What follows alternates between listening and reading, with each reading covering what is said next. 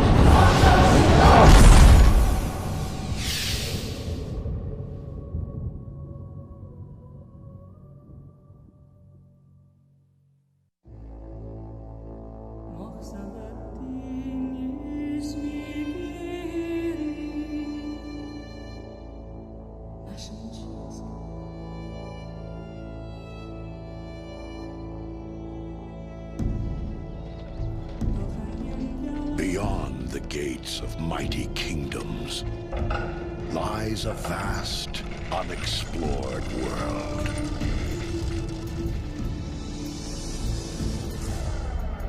A world of honor.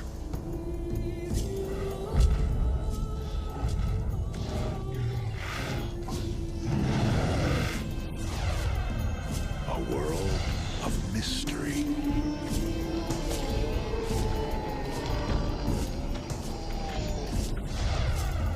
A world of danger.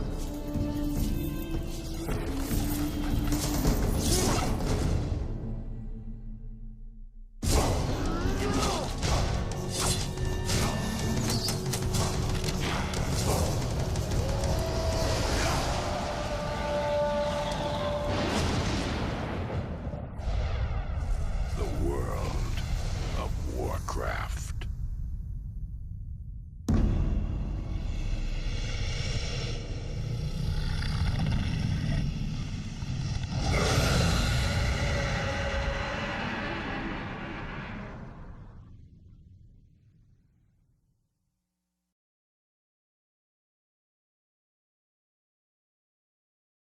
One thing you may notice with World of Warcraft is the characters are really animated, and a lot of that just comes from a traditional 2D animation background carried over into 3D. So one thing that we pride in our animators is just taking it to that next level in 3D. None of our animations are motion captured. We just feel that the World of Warcraft is such an animated and colorful environment that the hand animation was the only way to kind of really truly, bring it to life. Between the characters and players, we have about 4,000 unique animations. We have about 2,000 unique player character animations, and we have about 2,000 unique creature animations. So between the 16 character races, that's male and female, each have about 120 to 130 plus unique hand-done animations. Each creature has anywhere between 10 and 20 animations, depending on where the creature is going to be used. If it's a boss or a sub-boss, then generally they have more animations, than something like your typical wolf or something along those lines. And in the case of non-player characters, NPCs, wherever we were able to use one of our player characters as an NPC, well, of course, they're going to, just inherit, those 120 plus unique animations, which is really nice. Designers can do really cool things with quests, having access to all those animations. We also tried to inject some of the Warcraft humor. Warcraft 3, Warcraft 2, these games have a lot of humorous elements in them, and we wanted to make sure that we captured some of that in the world of Warcraft. A lot of the creatures have, some really unique stances. If you watch a creature for a while, they'll do some really humorous kind of animations. The Sea Giant is a great example because if you watch him long enough, you'll see that he'll actually fart. It's actually very rare, so you have to watch them for a long time, but there's a lot of humorous and very subtle elements in the game. Here you have this giant, ominous, insanely powerful creature, and yet we'll inject some of that Blizzard humor with the Sea Giant passing wind. Of course, he does it in his own special way. He's a sea giant, so of course a gigantic bubble would come from him, and then he's very inquisitive, so of course he's going to pop that bubble, and of course what it ends with is something, just really unique to what Blizzard does. Another example is the kobolds. If you watch them, they'll chase their tail every so often. The ogres will scratch their rear end. Each of the player characters has over 25 unique emote animations, and those really help add a lot of character, and in some cases really give each character a sense of humor.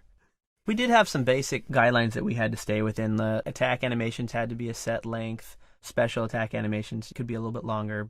We made sure that weapons made contact at a certain frame rate so that we could make combat look real and believable in the game, so that when you're knowing when a character or creature is going to be hitting, you can time all of your, dodges, blocks, parries to make combat more, lifelike and real. Yeah, it's really important to have a creature react when a character swings the sword and hits the creature. Without that exact timing, it doesn't come across as realistic and comes across as very fake. Sometimes it'd be challenging to get the character to hit at a certain frame. In the end, it was just something you got used to, and it really didn't cause any problems. Another thing, too, with keeping the different animations at a reasonable length is it really helps facilitate gameplay. You don't want the player to be waiting around for an animation to play that's really long. You want to keep things very snappy and at a good pace. When we first started a creature or a character, a lot of times the first thing we would do is try to come up with their neutral stand pose. This is the pose that they're standing in most of the time, and it really conveys a lot of the character. So getting that down first can save a lot of time for animation later on. Yeah, because sometimes we would take a creature or character just a little bit too far, a little out of the scope of what design, had in mind. And so, to save time, we would just get them into certain poses and kind of show those, and then get one of those approved, and then we'd know at that point, what direction to take the character or the creature in. Each player race has a unique mount, and those mounts were designed to basically reflect each character. In the case of humans, riding horses makes perfect sense. Gnomes, we wanted to have something lighthearted and something that would reflect their inclination to tinker. And so we have the Mechanostrider, which is a mechanical, ostrich. Night Elves ride tigers, which kind of flows with the whole Priestess of the Moon in Warcraft 3. The Dwarfs ride rams. At one point, they rode boars, and it just didn't quite look right. It was interesting, definitely, but we ultimately came up with the rams. So not only did we have unique mounts per race, but we also have some extremely unique mounts per class. And in the case of the Paladin and the Warhorses, and the Warlocks can summon a Nightmare. So the Nightmare is a little bit different than the typical undead horse that the undead ride, in that it essentially is more of an ethereal, dark stallion with, blazing hooves and blazing eyes, in which case we were able to incorporate some of our spell effects into the models to create that unique look. we had a lot of fun animating the unique individual mounts for each character. Some of the creatures were particularly challenging, especially the elemental type creatures, whether it be wind, fire, water elemental. These are not very solid. They're made up of different elements that are very difficult to convey in a video game. Using polygons, it's very difficult to create an ethereal kind of look. In the case of say, a water elemental, if you were to kill it, essentially it just dissipates into nothing. And of course that posed some technical issues with how are we supposed to loot nothing after we've killed it. And so we would go in and say, okay, well, we need something like bracers or something solid. And so of course we would drop bracers. As the creature is fading away, we drop some piece of armor so that a character could see something on the ground and it would sense, okay, I can loot this.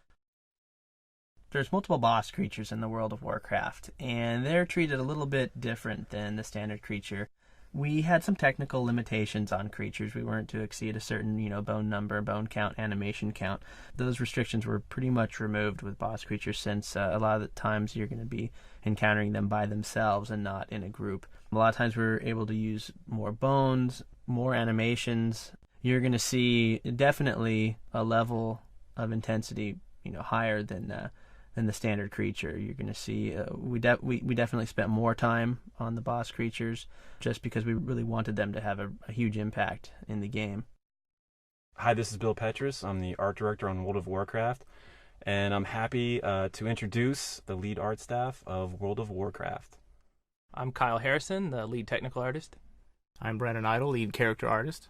Justin Tavrat, lead artist. I'm Kevin Beardsley, the lead animator. One of the biggest things that we did early on is we really had to look at the Warcraft look, and we really had to figure out, hey guys, what are we actually going to be doing in this project? We did a lot of experiments with different scales of exaggeration. We also had a different style for the textures, and we realized that it wasn't the Warcraft look. It was not there, and we had to modify that look, and what you see today is basically the blood, sweat, and tears of many years of work to try and get that style, and in some ways we actually pushed the style. We really wanted to make our game feel like multiple artists just really lovingly rendered this game out, everywhere from the animations to the modeling to the texturing to the lighting, the exaggerated scales of things, the animations filled with character. You can just tell by strongly exaggerated poses and animations that we drew from Frazetta and Disney, references that we drew from, really strong references. With the environmental work, some of the major influences obviously were like N.C. Wyeth, Howard Pyle, Dean Cornwell, some of the older American landscape artists. We really wanted to capture that atmosphere, that feel in our game where you go from one area to the other and you can feel the heat of the zone. It's interesting when you're working on a project like this, as complicated and as big it is, because you don't really see all the pieces come together at the same time. This particular artist does his job over here, and it takes a while for it to get into the game and to be played. And at some point in development, I don't really remember when, just when all of it started to come together, and we were just really excited to be like, wow, this really is coming together. I don't remember exactly when that was. When was that? I think it was when Westfall kind of got put together. Mm-hmm. Mm. Yeah. The lighting came together, the textures came together, the player character, one of our first creatures, the Knoll, basically just nailed that Warcraft look and feel, both with texture, model, and animation. I mean, I think that's when it came together. Westfall was definitely the start of really capturing the look of what the game was going to be. One thing that I think really sets WoW apart from other games out there is that we really refuse to go down the assembly line process. Every time we approached a new zone or a new area that the player would explore, we wanted them to be completely rewarded in every way whatsoever. So from the lighting to the sky all the way down to just the little brush and brambles on the ground or the ambient creatures that would be running around that area, we made sure that it was fresh every time, and we came through and meticulously created new art, new even techniques each time we got to a new area. I think the team was never really happy with just what we were working with. We always were pushing the envelope. We always wanted to just maximize the technology that we had. We made sure that our textures worked twice as hard. It was really refreshing to have different perspectives from all over the art department, whether texture artists came in and commented on the animation, or a designer walked in and said, oh, I think this would look cooler if it was bigger. It was really an open back and forth communication, which I think in the long run, it's a very iterative process. It might take a little longer than, say, a different method of doing it, but I think in the end it works out for the best, and everyone kind of gets their 2 cents in on some stage of the game there. I was always impressed at just how open each team was in respecting another group or another little development group or an area of development that would come in and say, hey, we noticed that, this maybe was not reaching its full potential, or we felt like maybe we could try this and it would be a little cooler. And people were always very open to at least hear that and sort of get that line of communication going back and forth. So that really helped to build us, I think, more in a very strong direction. We continually are replacing and upgrading and doing things to the world that we want to change. And so we're going to continue to do that for the next, I don't know how many years. A lot of times our philosophy seems to start at sort of minimalist. We say, well, we want to keep the art reined in. We don't want to really eat up any unneeded CPU time trying to render this. So what we do is we kind of create the art at the lowest level we can and try to make it look good at that level. And then we find as a year or two goes by and hardware gets faster on computers, we can then come through and sort of finesse it a little bit, add a few of the things that we maybe skimped over to begin with, and we just make it that much better by kind of refining it. The iterative process, just going back and making everything polished. And you'll just notice that even before it gets into the game, sometimes there's a dozen drawings for one creature before it gets put in the game, and hopefully we'll be able to show you some of just the rejected ideas and just how much goes into the final one that makes it into the game. Early on, the concepts that we were having, we were showing the artists that were modeling and texturing. We're like, the Warcraft style is super thick and exaggerated, just huge bulging biceps, everything pushed at the maximum. And that's just kind of the way that we approached it. And originally we had some artists that were like, you want me to make that hand 5 times bigger? Are you sure? We're like, yes. And they were like, I don't know. And we're like, just do it. And then once they started doing, they were realizing like, wow, this is the style. This is what we're looking for.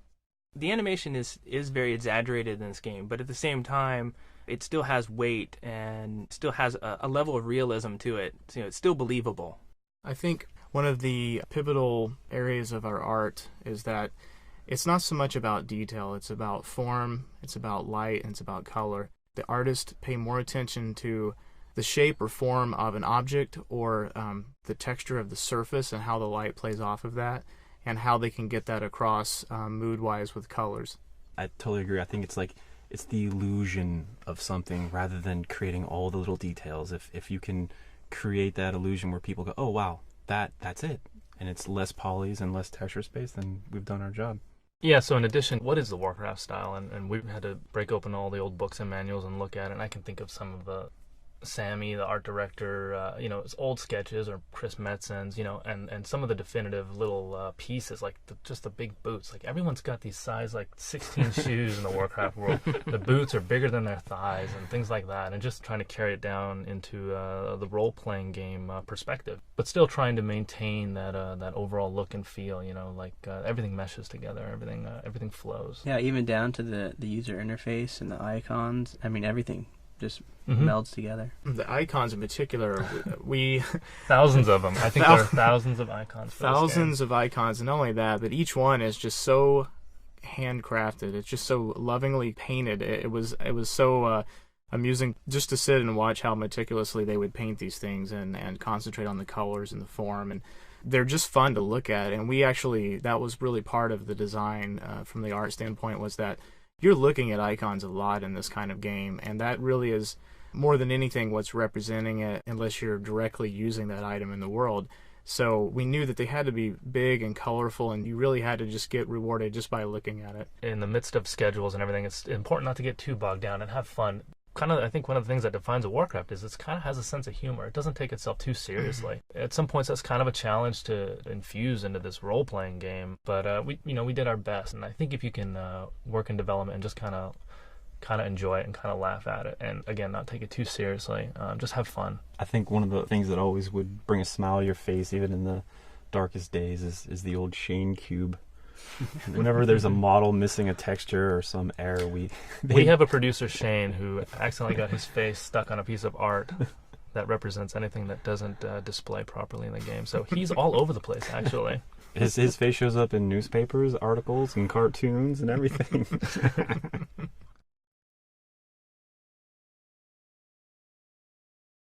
Warcraft 2 and Warcraft 3 were very important influences on our game, the World of Warcraft. So once again, the silhouettes, colors, and proportions, we wanted to really mimic a lot of the things that had been done previously, yet pull these out more for a down in the world third person or first person point of view rather than the sort of God mode view of playing overhead in an RTS. The perspective of the game definitely was a big influence on what we decided to accentuate and how we designed our characters. Just off the top of my head, a funny thing was that when we were originally designing this game, we were thinking about maybe taking it in a different direction, maybe a little darker or different look and feel. But we soon realized that Warcraft had a very established look, and that it would be a big mistake to deviate from that. So a lot of the typical characteristics of the characters' environments, the bright colors and the big silhouettes and shapes, we just stuck with it and just kept going.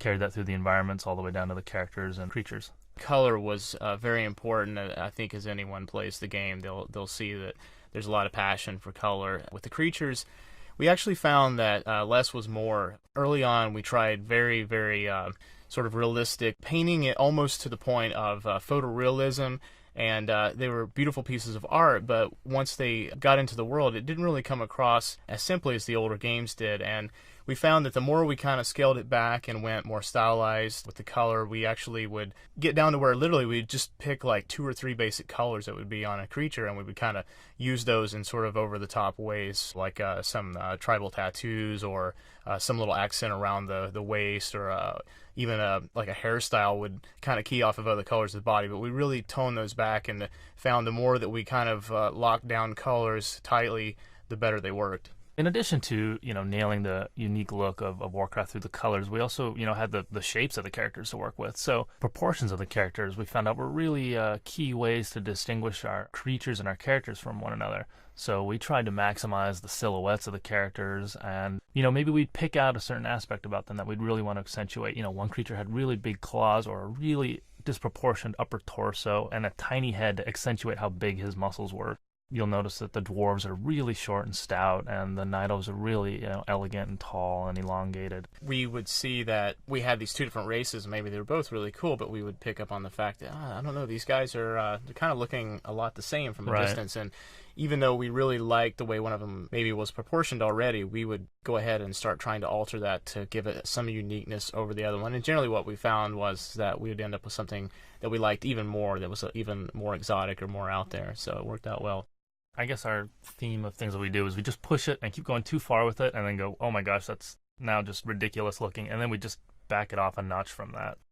As with, every other aspect in the World of Warcraft, you kind of can divide it right down the middle as the 2 different factions, the Horde and the Alliance. With the races, we have the humans, the night elves, the dwarves, and the gnomes for the Alliance, and on the Horde, the orcs, taurns, undead, and trolls. And right off the bat, we just tried to start brainstorming about what we could do to set these races apart from one another. What makes you feel really cool and unique that you're picking this race over all the others? The humans are going to be the one characters that everyone can associate with. They kind of have typical proportions, a little exaggerated, a little muscular, but they're kind of the familiar characters that everyone will recognize on sight.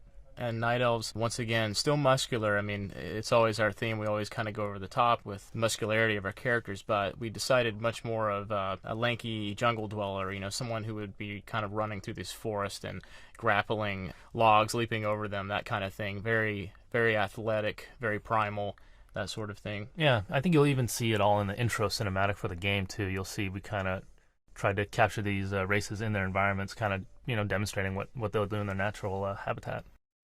The dwarves are pretty established now too. They're kind of just the short, squat, muscular, cave-dwelling guys. Do a lot of mining and hunting and real rustic characters, real gruff, kind of tromping around in the snow. And so we just kept those themes with them as well. Big bushy beards, a lot of bright primary colors for their beards are bright red, bright orange.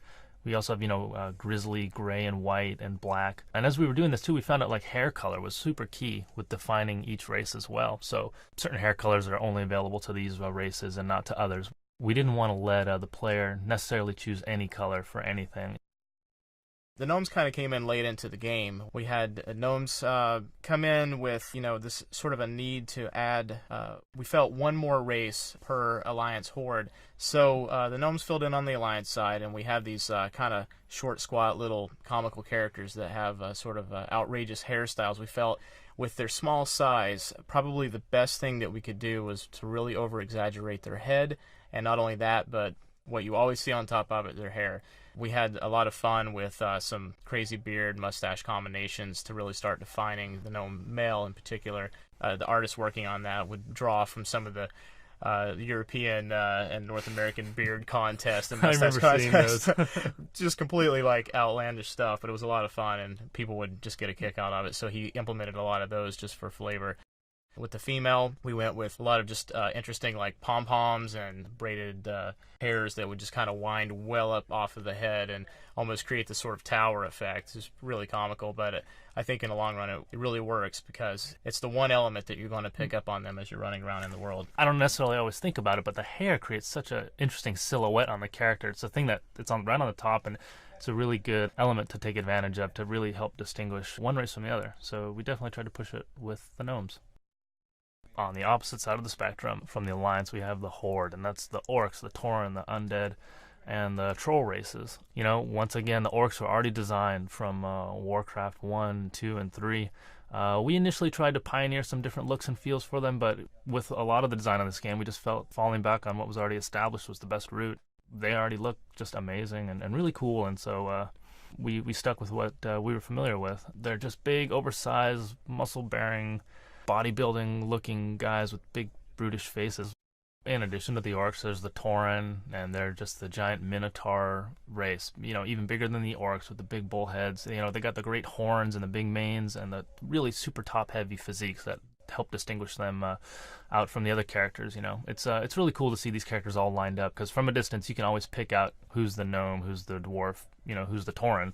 And with them, they were already established as well from Warcraft series, so we just kind of went with what was already there. Doing the females again was a challenge, and now we kind of have this docile cow female character for them, Yeah, we really reined her in after a while. I mean, it almost became sort of a joke with our fans that it couldn't get much uglier than the Tauren female. So as much as we didn't want to pull back our artistic license, we decided to go ahead and kind of rein them in and give them something unique to the male. We still obviously wanted to make them feel like an upright bovine, if you will, but softer tones, shorter snouts, the mouth not being so long and brutish, kind of ditching the overhanging teeth elements and really toning her horns back so that she got sort of a softer element to her, more upright as well. So she got much more mid-heavy but slender at the same time, whereas the male really had that huge upper body bulk going on.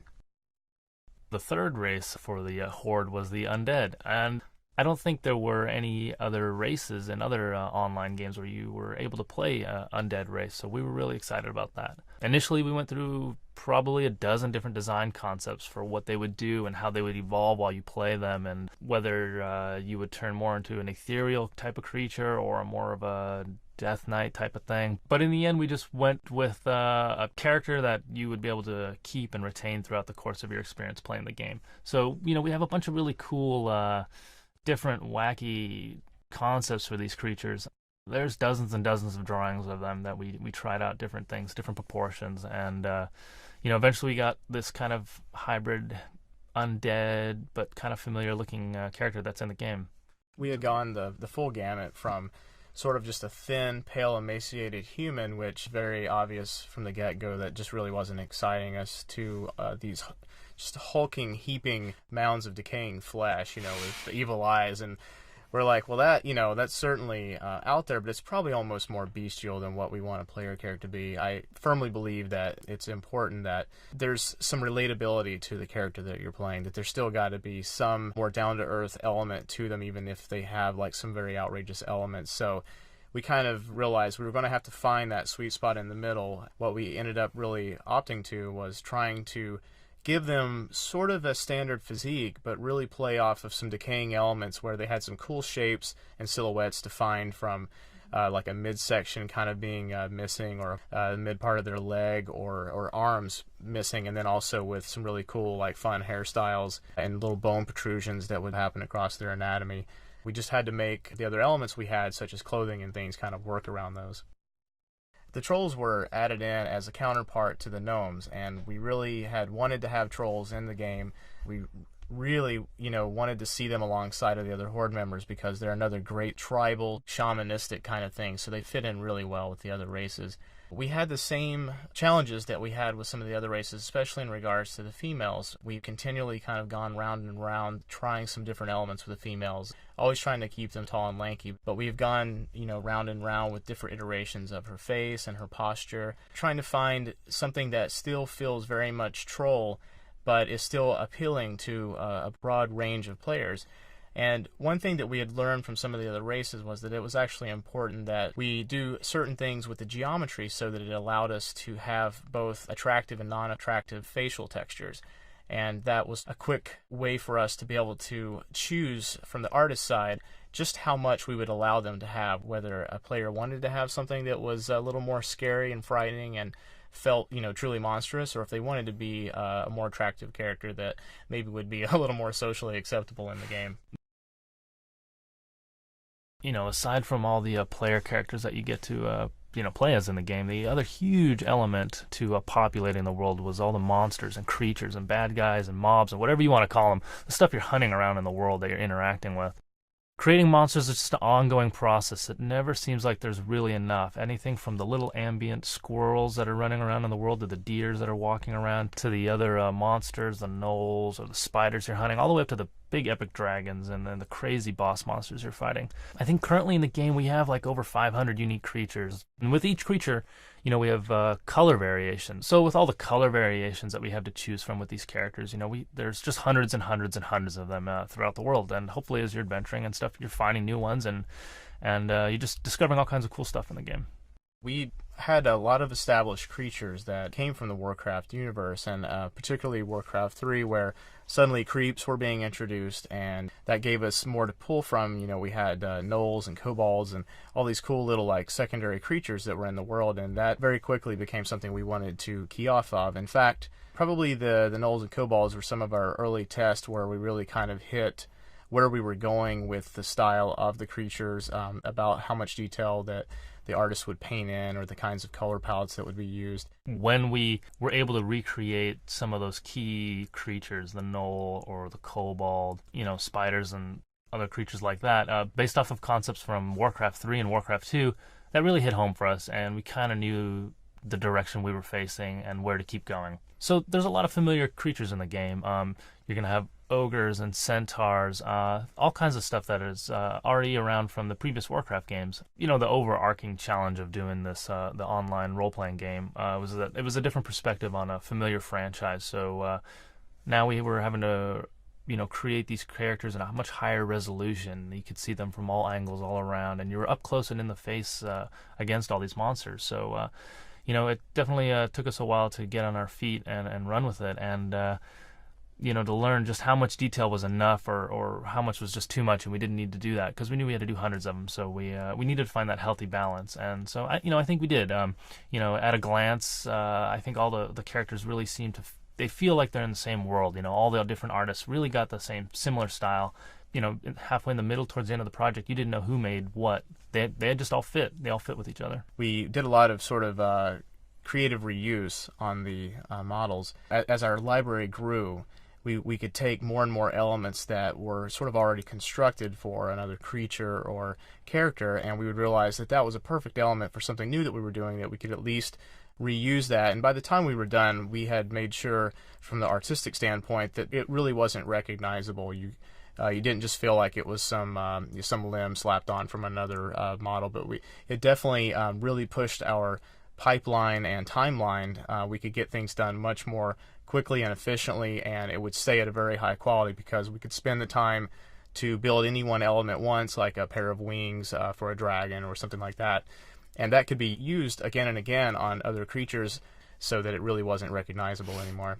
With a lot of our creatures, we start with a basic concept sketch, just a drawing. Sometimes it's a doodle on a napkin. Sometimes it's a really nice high-resolution painting, on the computer. More times than not, there'll be dozens of drawings for the same one creature, especially early on in the project where we're really trying to, brainstorm everything in the game. We don't want to shut any idea down necessarily. And so many people, I can say I think almost all the artists on our team can concept. Everyone's always drawing, coming up with cool ideas. We definitely have people that specialize in it, but it's safe to say that, everyone's always contributing in the idea phase of designing the creatures, whether it's a established Warcraft creature or something new that we have to create to fill a new environment. Once we had these really beautiful concepts that different people had submitted, we kind of would sift through them and find the elements that were the strongest and sort of like what the team agreed on. So we'd take those elements, maybe we'd even re-concept one last drawing of it to make sure that we liked all those elements together, and then that would get passed on to art director for approval. Once that was done, it was passed off to our meshers, and the meshers simply build the geometry that creates the 3D sculpture in the game. So after the meshing is completed on the model, it's passed on to the texture artist.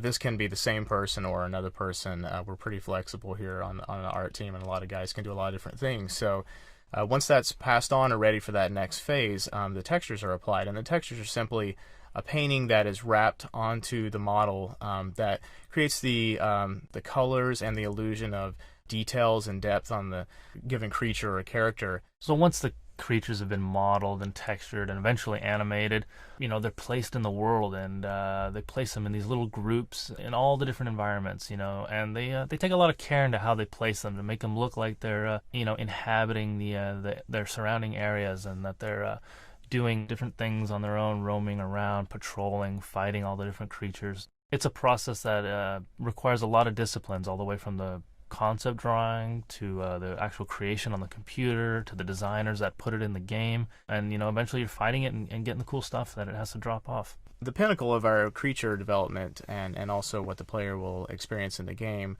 was obviously boss creatures, and these we would just really go all out on. The schedule would suddenly relax a little, and the artist would have more time to work on them, and more polys could be spent, more texture resolution could be spent, so these were larger and more detailed, crisper, to hold up to the sizes that they were going to be in the game, because they could be just magnificent sizes in some of these dungeons.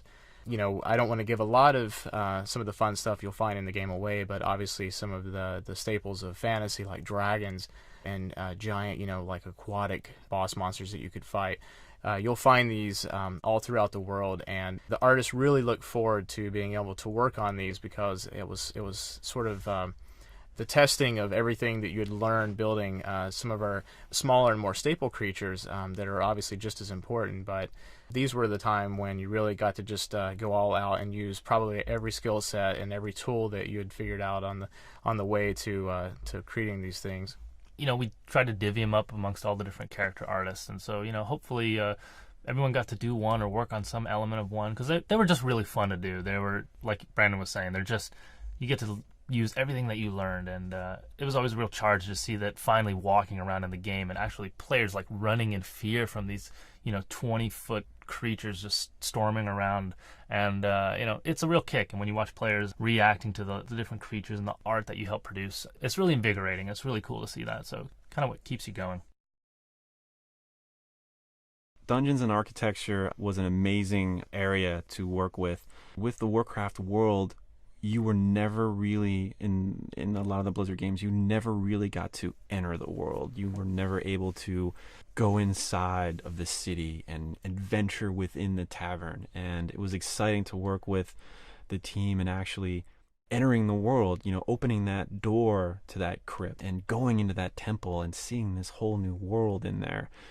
And we had a lot of freedom involved in that, and a lot of the artists got to really use their imaginations and pull from things that didn't exist before, and were able to mesh that into the world. And it was really exciting to see this whole other world, part of Warcraft that people haven't seen before, and that was truly amazing to see. It was really exciting to see each city come online. I think everyone was really excited to see, what the next city is going to look like, because they're all so different.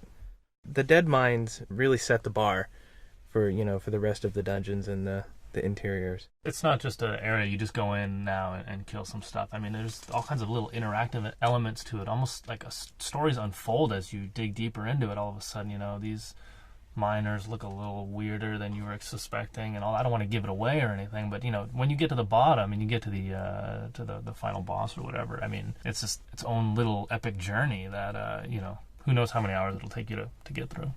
We've never done this before. This is a totally new area for Blizzard.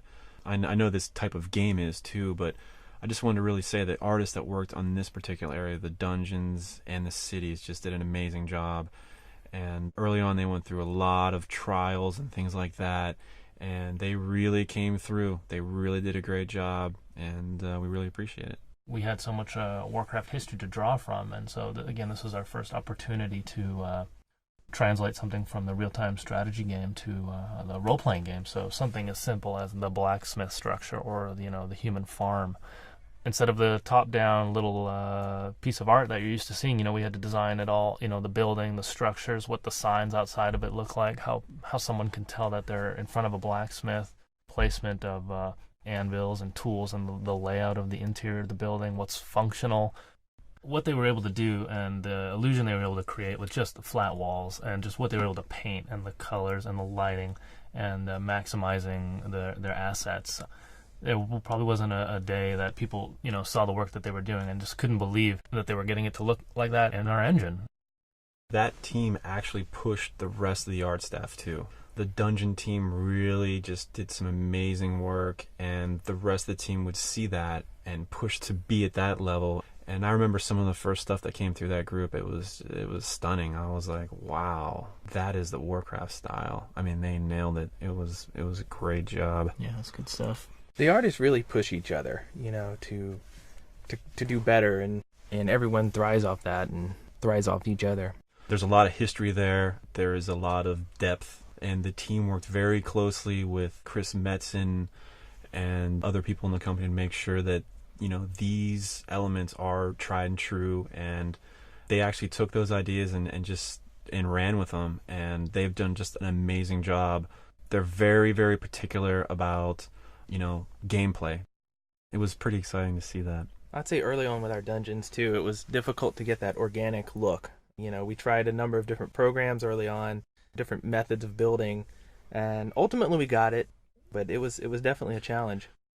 We spent some time trying to determine what the size of the city was going to be. Mm-hmm. I mean, we didn't know how big a city should be. I mean, are people going to get lost? What's a good size? You know, what feels right without getting lost but doesn't feel too small? And it's still epic and exciting to venture into and stuff. Yeah. And I think in the end they ended up putting dungeons and you know, little instance areas where people would actually have to go to a city to fight and stuff like that. So, you know, they have more of a function than just this is where you go to sell your items or buy your goods. In my mind, I can look at some of the dungeons that I'm just thinking about right now, and I'm just clearly just the definitive look they have for the Night Elves is so different than the humans. You know, just the lighting values and the color schemes are different, and how more organic the Night Elves are than the humans. And it's like, yeah, you can relate more to the humans, but when you see that city of Orgrimmar, it's just like you just want to explore that. You know, if you go into Stormwind, you know, the opening gate is huge and oversized. You cross the bridge, it's lined with all the heroes. You know, there were concepts for it, and then it was built and put in the game, and try to just hit you over the head, you know, make it memorable, make the silhouette of the parapets and the towers, and really striking and resemble the race.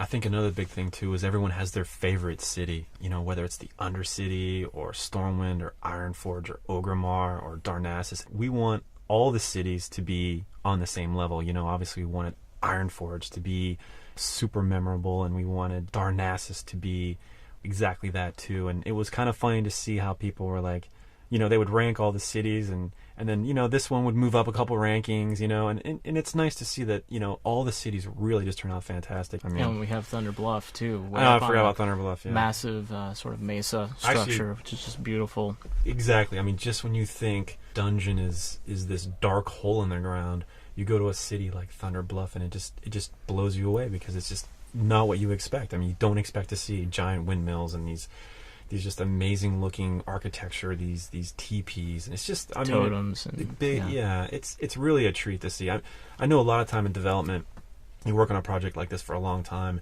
and you're so close to it, you don't really appreciate it as much because you're just so close to it. But with this project, it's like every once in a while you see something that just really inspires you, and the team really worked hard, and some of this stuff is just so memorable. I think it was kind of neat too, because each city would set the bar a little bit more. You know, Ironforge would get created and they would say, wow, that's amazing. I think we should go back and revisit Darnassus now. And then we'd spend weeks on redoing Darnassus or parts of it, and then they would come back and go, you know what, Ogremar could really use some touching up now. And it was constantly, I mean, even, you know, we're getting close to shipping or whatever, and we're still revisiting the cities. We're still constantly just keep outdoing each other. And so it's this great cycle in the end. It's just going to, you know, make for a more fantastic environment. I think that's true for the whole game. This is a game of iteration. I mean, everything has been touched and retouched again and again to make it better and better. This world has always been sort of divided by the Alliance and the Horde. You know, you've always had the orcs and the humans clashing together, and now, you know, as the franchise grows, we have more and more races that are becoming involved with the conflict and taking sides. So we really wanted to get across that this world, sort of the world itself, felt divided, that within the Alliance lands you got a lot more of sort of a lush, beautiful forest and valleys, fields, jungles. It's very colorful and beautiful most of the time. You'll find this very inviting and warm. As opposed to that, you'll run through the Horde lands and you'll find that there's this very desolate theme of sand and rock and just brushy barrens, and they're even named as such. You know, you have the Thousand Needles and the Barrens, and yeah, I mean, we even, like, to the names themselves, we really push sort of that flavor. It's just a very overall theme. I think anyone's really going to pick up on that as soon as they decide to play Alliance or Horde. They're going to see a very big contrast. I think of the Alliance, you think of lush and green. You think of the Horde and orcs, you think of, you know, dusty red and orange. And that's, you know, to make, you know, each region of the world just exceptionally iconic.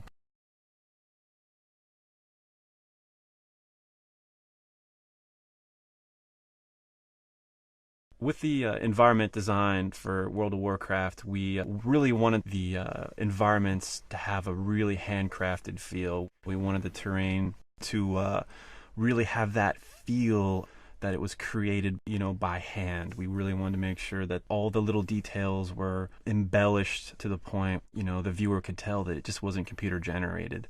For example, like the palettes and the detail in the environment, we really wanted to make sure that the viewer got rewarded with a lot of detail and things like that. So we treated them just as key as the characters, as the monsters, and everything else. Absolutely. There's not any one element of our game that stands out too far above the rest. Is that we treated the environments, the tile sets, everything just as important as a character, as a weapon. You know, everything received that equal amount of just real handcrafted treatment.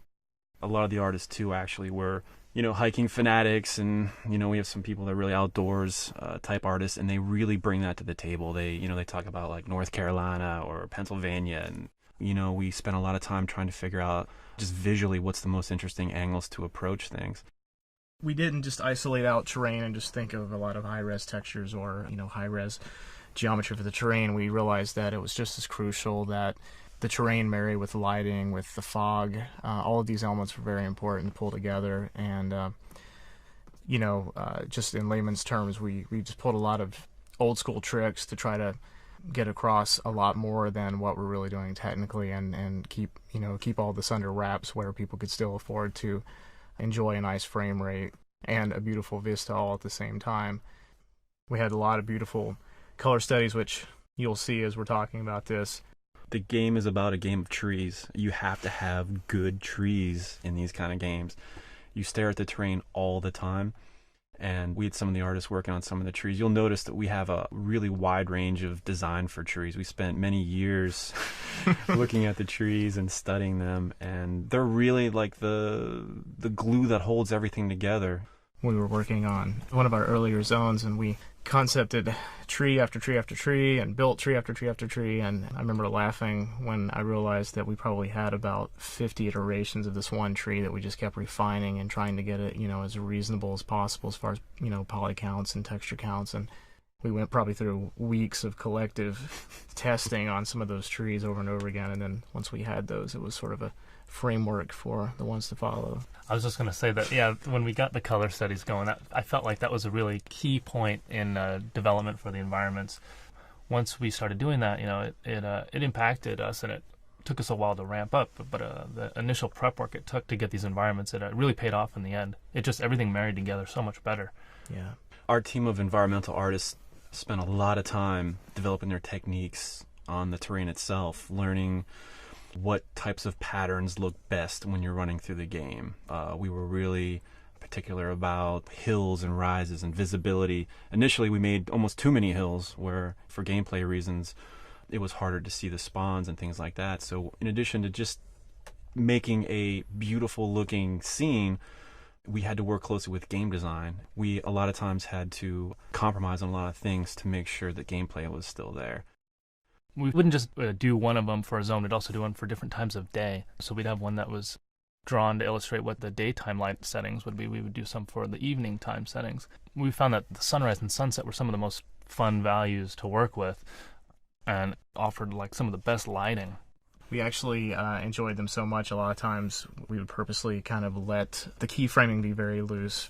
Mornings and evenings actually bleed in very heavily to noon and to midnight, so that you got to enjoy some of that dusty sort of feel a lot more of the day, because it was just more dramatic and just pretty. Basically, really the sunset lasts for like 8 hours in our game or something like that. Just because it looks so cool, it just runs all day. We wanted to make sure that the palettes of the zone reflected somewhat in the race, very subtly. For example, the undead area of Tirisfal Glades, we wanted to kind of keep it cool colors, muted. Yeah.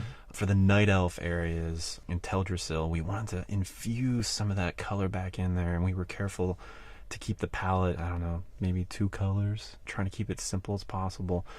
If you run around like sort of in the undead starting area, you can kind of check out the little vegetation growing on the ground, and even those themes of the undead are there just in the vegetation, just for fun little flavor. Vines crawling up and choking out these purple flowers and things. So even down to that degree, the art team kind of paid attention to the details. They definitely took advantage of every little area. I think some of the grasses have cobwebs, infused in it a little bit, and hopefully like a crate or a barrel in the undead starting area, it's going to look and have its own look and feel compared to a crate or a barrel in the human starting area. And everything from the pallets to, the wood having more cracks and broken nails and knife scratches in it or whatever. They definitely took it. All the artists definitely took advantage.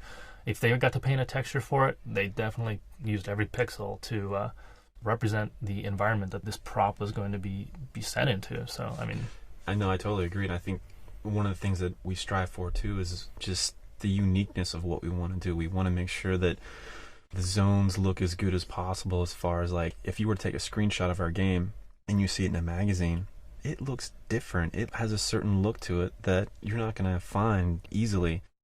Working on a game of this scope and detail really pushed the art staff to really just think about what actually we're doing. It's so much different than the usual type of games we're used to making, that you're creating an entire world. You're creating the atmosphere and lighting and terrain and the look and feel. And sometimes it's really interesting. You'll be working on a piece of environment and you'll get stuck, and then you'll drive home and see the sunset or see some kind of imagery that inspires you. So, and then you go back to work the next day and you're like, oh, I saw this, the sunset yesterday, and it totally changed what we should do.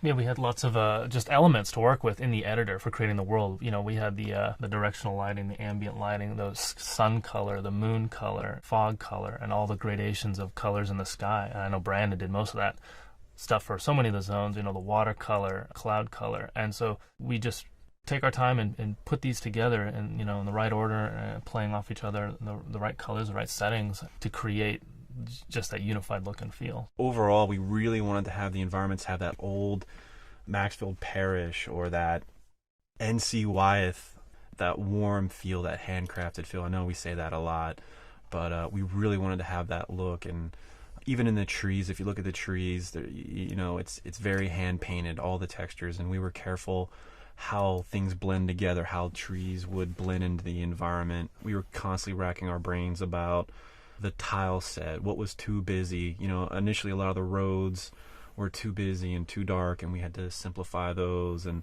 it was definitely a learning process, for everyone. But kudos to the team, though.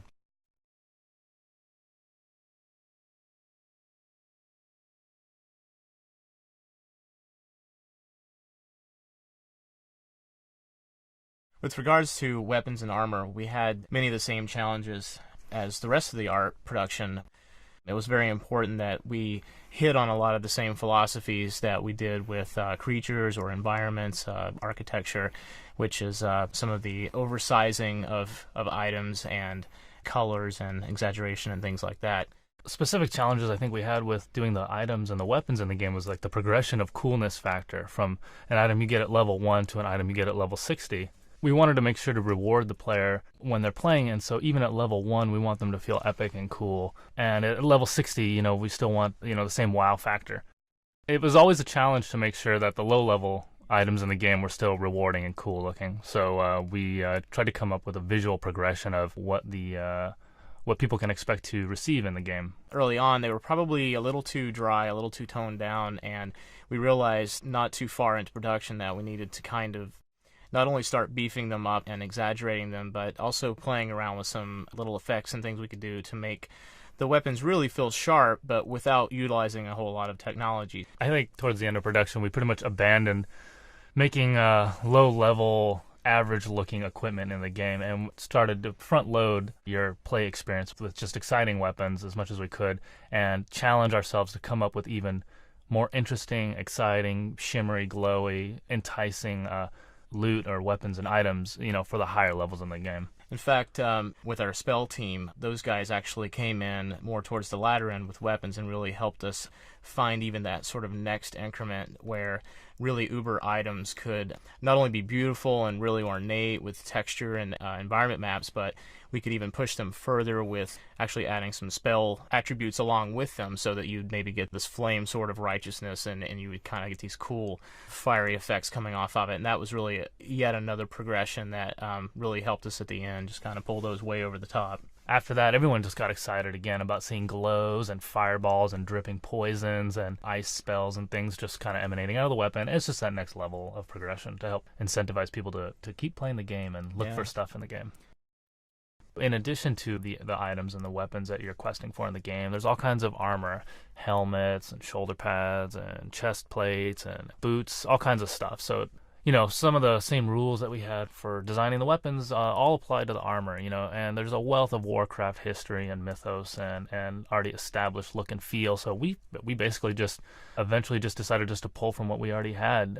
We did a lot of initial designing up front as well, but there was no shortage of pre-existing art and design concept work to pull from. Yeah, I remember when we decided just to go ahead and pretty straightforward just copy the old orc battle harness kind of outfit straight out of War II, and that really struck a chord with the entire team because now suddenly we had these higher poly detail characters where you're looking at them in first person, but no one had really gotten the sense that this thing was Warcraft yet. And so seeing one of these orcs kind of pacing around with a horned fur-rimmed helmet and this battle harness and fur leggings, I mean, it really kind of got everybody geeked up because now they felt like they were really down in this world, in this Warcraft universe, and just kind of getting to experience it. And really, now I'm really actually seeing an orc up close from Warcraft, not just any orc from any game. That gave us sort of a hook where then we felt once we had nailed those down, we could kind of continue on and actually evolve those further and actually start to create our own style from those. It was definitely a positive mark in outfit creation. All of our modelers and texture artists all do concepts, and so we just let them all at it and just see what people could come up with. Something as simple as just the boots in the game of just different chess pieces and a lot of stuff floating around to pull from. Yeah, and that was where we needed to decide exactly how we were going to organize these because, we knew we had the Horde Alliance thing, but we didn't know specifically just how far we should break it down. We have quite a few races on each side, and sometimes those share a lot of themes with each other, and sometimes they don't because, you have the difference in a Night Elf and a human, and there was a great dichotomy, whereas the Night Elves almost fit more visually with, say, a Horde, we needed to actually give them some of their own flavor. But in the long run, what the biggest distinction was Horde and Alliance, and that as long as we covered the bases for each race, really they just needed to kind of fall into those two categories. In addition, everything's broken down into cloth, leather, mail, and plate, and then there's robes and stuff. You know, as we got further down development, we started accumulating all these outfits and trying to keep them organized in a way that all the different artists could reference them and see where we were deficient. Oh, we need more plate mail armor. Oh, we have too much cloth armor. And so we just started to organize them in a spreadsheet, and with the naming conventions and you know, with the level of progression, you can look down the spreadsheet and see, oh, okay, here's like the low-level intermediate stuff, higher-level stuff, you know, up to the really exciting stuff. We didn't realize how much that was going to help us, because we really had started doing it for the designers mostly. So as they would take the art that we would create, we knew that they needed a way that they could see an entire outfit that we had intended as a whole, whether or not you would find it as such in the game. Right. But what it ended up doing was actually feeding back to us as well, because now we had this very big visual right in front of our face, and we started realizing, oh, hey, you know, maybe some of these leathers are all kind of looking the same, or that, you know, from a distance we're not really getting a lot of contrast between them. So it really helped push us to go further with the outfits, and really we could see that progression, and we can say, oh, okay, now maybe we mix these two up, or we need 3 more at the end of, you know, this string, so that we really got a full kit that, you know, a player would get in a particular area or as a particular Alliance or Horde member.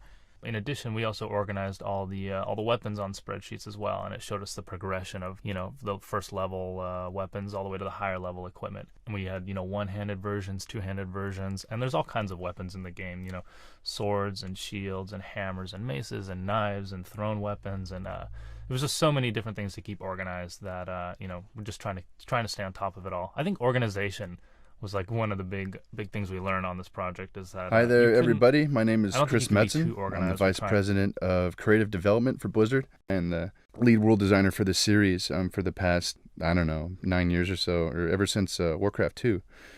Wanted to talk a bit today about kind of the story of Warcraft and how the world unfolded, specifically from, you know, the series RTS roots and up through the creation and development of certainly World of Warcraft, and also kind of how it's translated to the D&D game series that we've been creating with White Wolf Publishing, some of the novels we've had a chance to put out. Warcraft's become kind of a big fantasy juggernaut, strangely enough, after all these years, and it's kind of interesting how it has unfolded. You know, essentially Warcraft is, if you figure that most modern fantasy is kind of based off of, you know, Lord of the Rings or, you know, Tolkien's work, he kind of had amalgamated a lot of fantasy ideas, you know, elves and magic weapons and wizards and huge epic scope histories, you know, weaving together. Warcraft's essentially kind of 3rd or 4th generation fantasy, which is kind of crazy these days, where you have kind of a lot of video game fantasy universes becoming the new school kind of settings. You know, you have a lot of interactive games kind of taking place in these worlds that are, you know, essentially phantoms of Tolkien's vision back in the day. Warcraft's certainly part of that tradition, you know, elves and dwarves and dragons and such.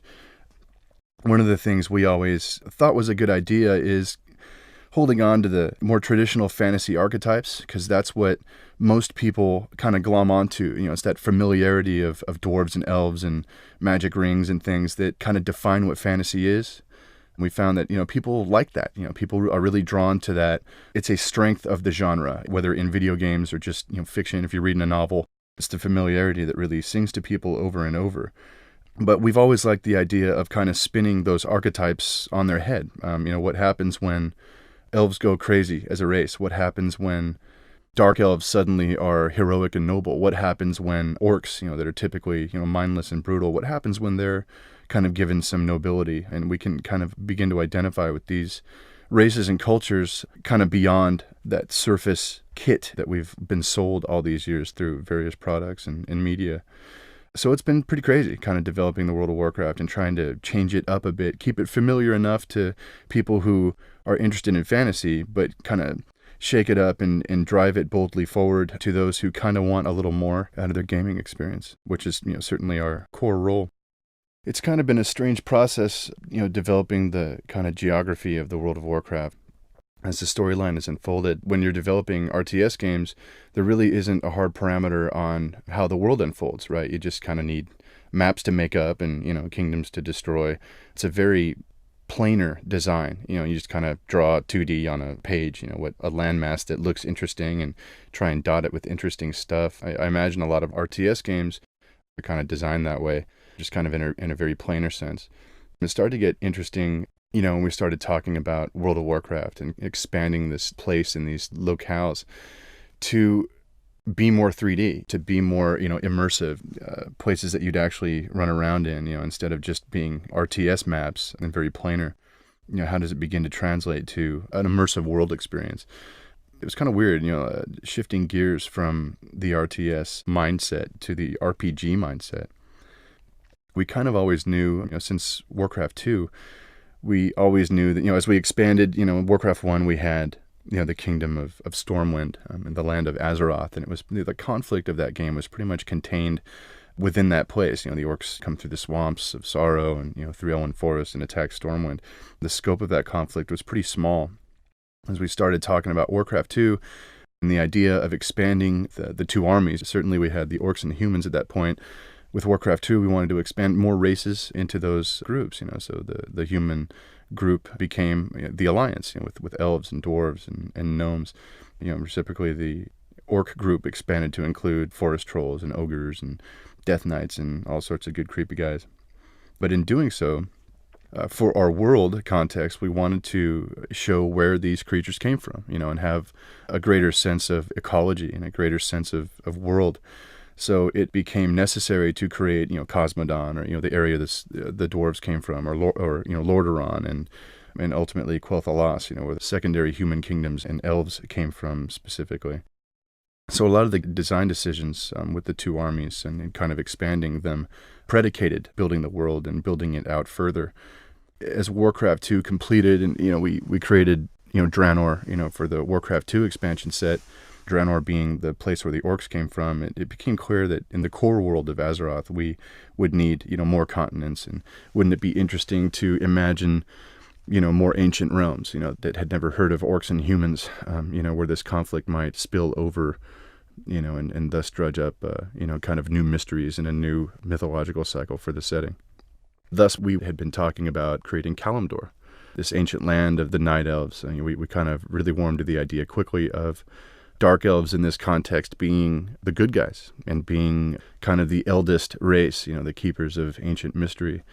So it was kind of interesting to talk about Kalimdor and these dark primordial forest lands and the barrens in the middle, lands that were once lush but kind of destroyed by, some kind of apocalypse. It was interesting to imagine Kalimdor having been affected by some huge explosion. Again, it's probably a fantasy archetype, to have your world shattered in some great way. I mean, I've seen it in 100 different stories and 100 different themes.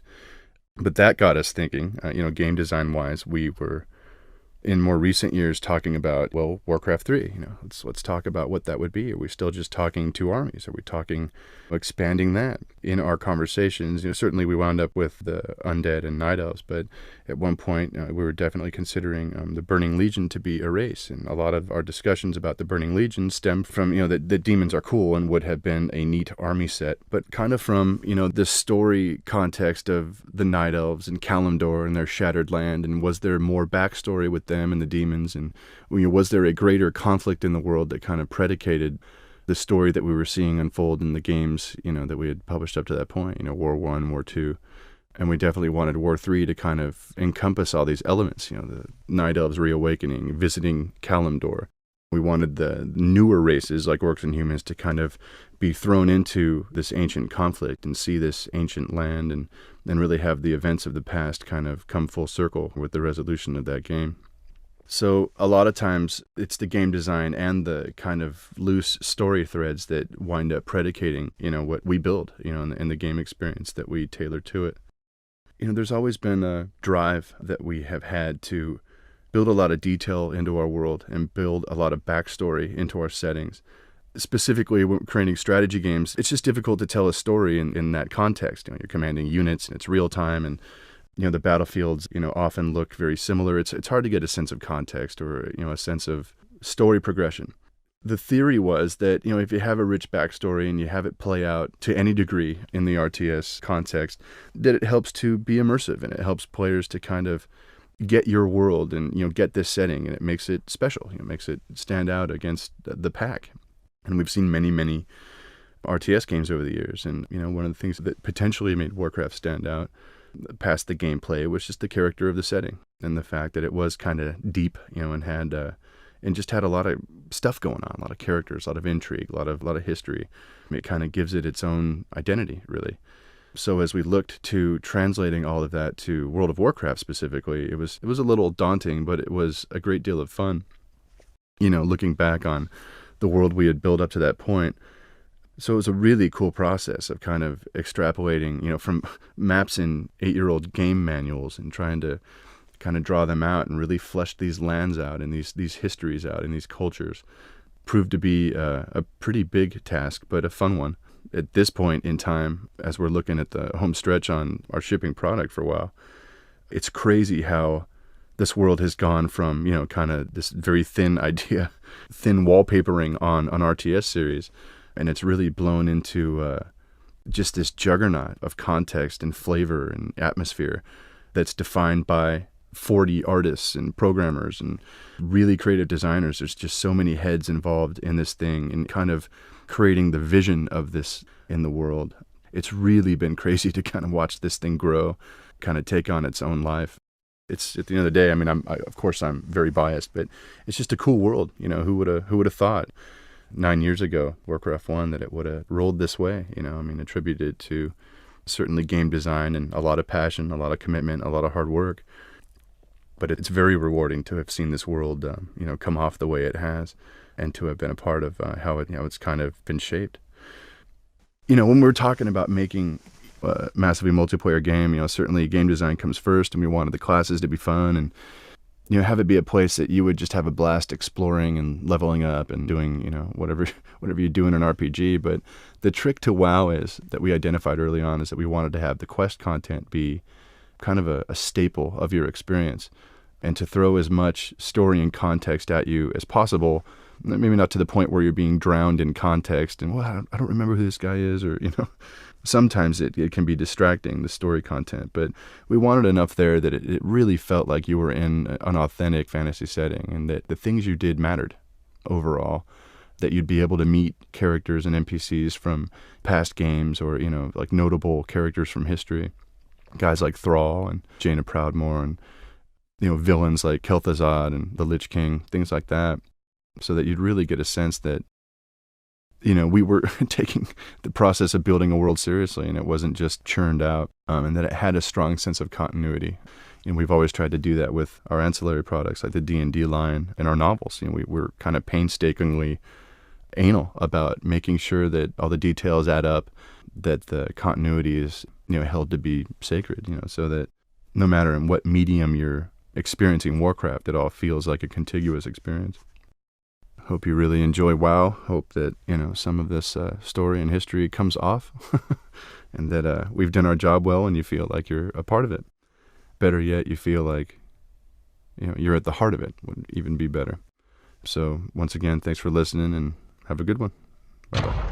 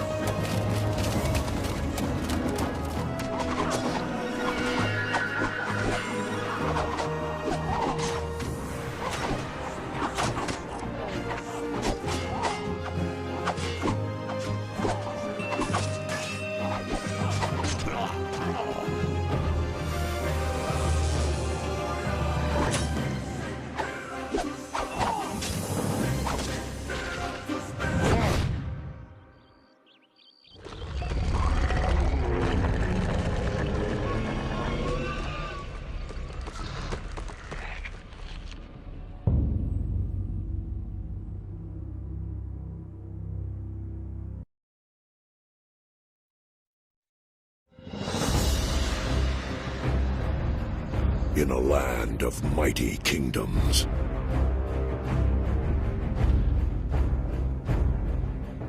new threats emerge.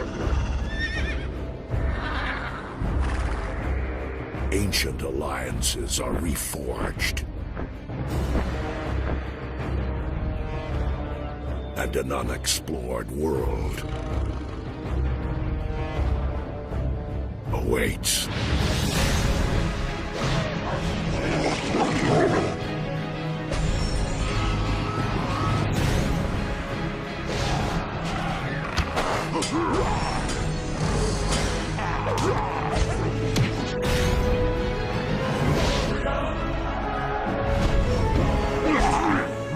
Blizzard Entertainment proudly invites you to experience Warcraft from a whole new perspective.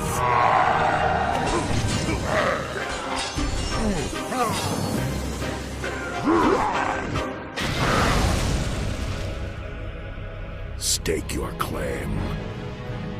Live the legend.